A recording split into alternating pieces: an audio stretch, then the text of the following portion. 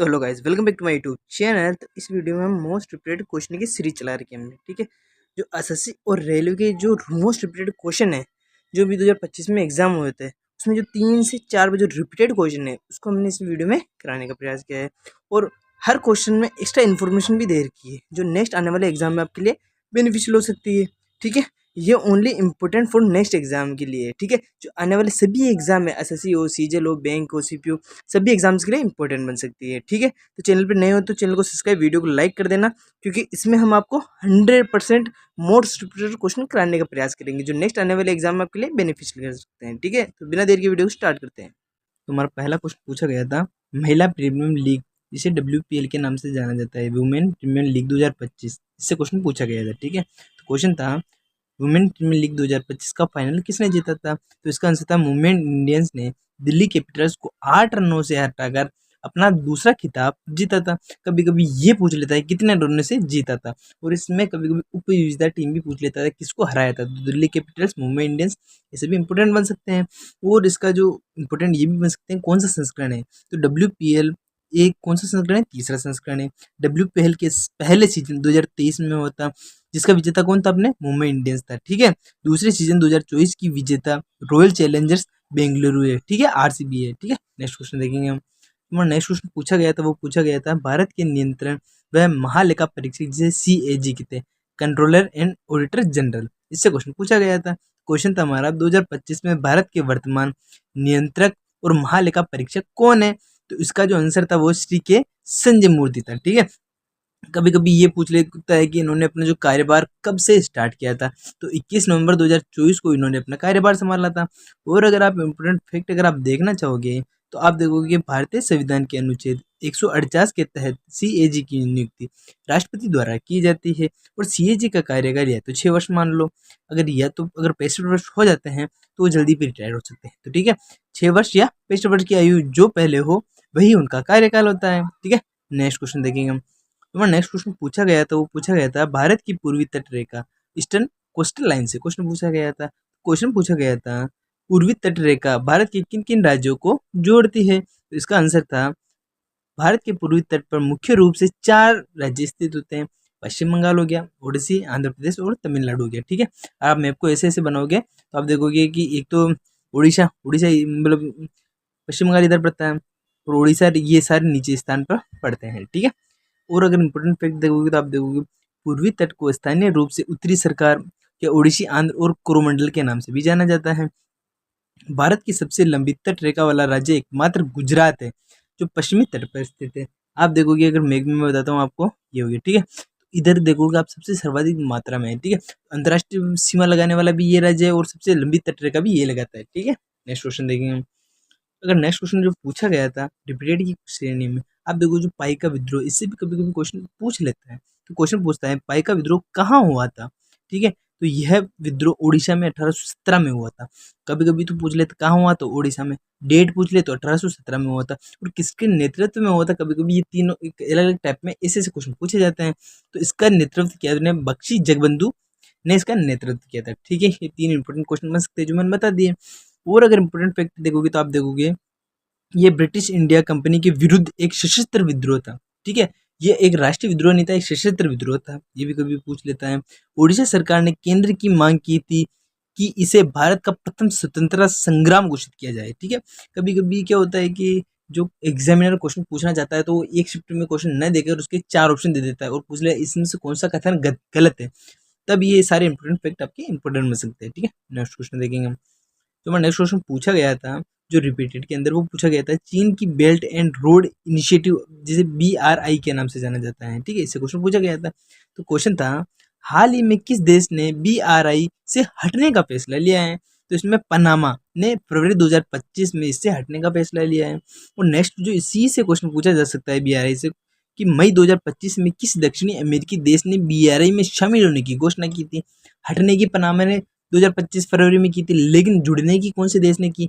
जुड़ने की अपने कोलंबिया ने की। ठीक है, और अगर BRI से आप इंपोर्टेंट फैक्ट देखना चाहोगे तो आप देखोगे BRI को वन बेल्ट वन रोड के नाम से जाना जा सकता है। B1 का मतलब वन बेल्ट वन रोड हो गया। ठीक है, क्या नाम से जाना जाता है? जिसे चीन में 2013 में स्टार्ट किया गया था। ठीक है, नेक्स्ट क्वेश्चन देखेंगे हम। तो जो हमारा नेक्स्ट क्वेश्चन पूछा गया था इम्पोर्टेंट की श्रेणी में, वो वेदांता कॉलेज से क्वेश्चन पूछा गया था। तो क्वेश्चन था हमारा, कोलकाता में वेदांत कॉलेज की स्थापना किसके द्वारा की गई थी? तो ये राजा राम मोहन द्वारा 1825 में की गई थी, ठीक है। इसमें जो रिपीटेड में मैंने देखा था, एक बार तो सन पूछ रखा था उसने, और एक बार पूछ रखा थे वेदांत कॉलेज की स्थापना किसने की थी? तो राजा राम मोहन राय ने की थी, ठीक है। और अगर इम्पोर्टेंट फैक्ट देखोगे तो आप देखोगे इसका उद्देश्य भारतीय शिक्षण के साथ साथ पश्चिमी विज्ञान के पाठ्यक्रम को भी बढ़ावा देना था। राजा राम मोहन राय को आधुनिक भारत का जनक कहा जाता है। भारतीय पुनर्जागरण का अग्रदूत के नाम से भी जाना जाता है। उन्होंने 1828 में ब्रह्म समाज की भी स्थापना की थी। कभी कभी ब्रह्म समाज की स्थापना से क्वेश्चन पूछ सकता है, या राजा राम मोहन राय से भी क्वेश्चन पूछ सकता है, ठीक है। नेक्स्ट क्वेश्चन देखेंगे। जो नेक्स्ट क्वेश्चन पूछा गया था वो पूछा गया था 97 संविधान संशोधन जो हुआ था ना, उसी से क्वेश्चन पूछा गया था कि किसमें क्या जोड़ा गया है। तो क्वेश्चन पूछा गया था 97वें संविधान संशोधन के तहत कौन सा अनुच्छेद जोड़ा गया था? तो इसके तहत संविधान के 9B, जिसे सहकारी समितियां या इंग्लिश में कोऑपरेटिव सोसाइटी के नाम से जाना जाता है, या फिर इस 43B भी इसी अनुच्छेद के द्वारा जोड़ा गया था। यही संशोधन 2011 में हुआ था। कभी कभी इसकी डेट भी पूछ सकता है। अनुच्छेद 43B के तहत राज्य के नीति निर्देशित तत्व, जिसे DPSP के नाम से जाना जाता है, इसका मतलब होता है direct principle of state policy, का हिस्सा होता है जो सरकारी समितियों के स्वैच्छिक गठबंधन को बढ़ावा देती है। मतलब कि आप अपनी स्व इच्छा से कोई भी समितियां का निर्माण कर सकते हैं। नेक्स्ट क्वेश्चन देखेंगे हम। जो नेक्स्ट क्वेश्चन पूछा गया था वो पूछा गया था अपने समाज सुधारक में, जिसे सोशल रिफॉर्म के नाम से जाना जाता है। इससे क्वेश्चन पूछा गया था, ठीक है। तो क्वेश्चन था, भारत में अंतरराज्य विवाह को कानूनी रूप से अनुमति किसने दी थी? ठीक है, तो ये अपने पंडित रमाबाई ने दी थी, ठीक है। मैंने इसी के साथ आंसर भी लिख देता है। कभी कभी पंडित रमाबाई आ जाता है, या फिर राजा राम मोहन राय, दोनों ही नहीं दी थी। तो कभी कभी तो दोनों बता देता है और कभी कभी एक बता देता है, ठीक है। तो आप याद कर सकते हो पंडित रमाबाई। इनके बारे में आप देखोगे तो देखोगे इन्होंने स्वयं एक गैर ब्राह्मण से विवाह किया था और एक अंतरराज्य विवाह का समर्थन किया था। मतलब इसका मतलब होता है कि ये ब्राह्मण थी, लेकिन इन्होंने एक अलग जात की स्त्री या पुरुष से शादी की थी। तो इन्होंने खुद दूसरी से शादी करके लोगों में ये बताने का प्रयास किया कि देखो मैंने की। इसका मतलब कोई भी कर सकता है, ठीक है।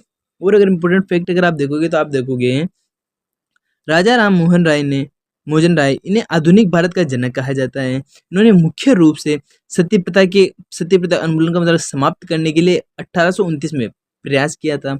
और पंडित रमाबाई, इन्होंने महिलाओं को शिक्षा और विधवाओं के उत्थान मतलब विधवाओं की सहायता करने के लिए आर्य महिला समाज या शारदा सदन की स्थापना की थी। और शारदा सदन क्या होता है वो भी मैं बता देता हूँ आपको। शारदा सदन का मतलब होता है जिसमें लड़के की आयु 14 और लड़की की आयु 16 वर्ष हो, उन दोनों का विवाह संपन्न किया जा सकता है। तो ठीक है, इसके बारे में बताया गया था।